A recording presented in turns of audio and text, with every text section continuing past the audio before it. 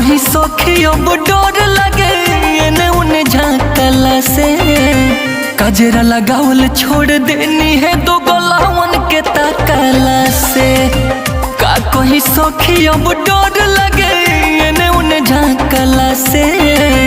कजरा लगावल छोड़ देनी है दो गलावन के ताकला से।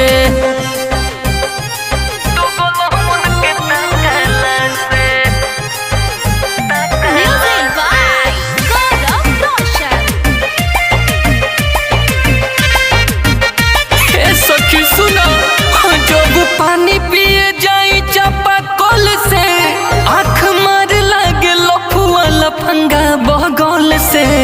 सखी रे माने न कहल से लत खोरन के कमी नहीं खे। लगे हम सखी कुछ कर जाई बड़ी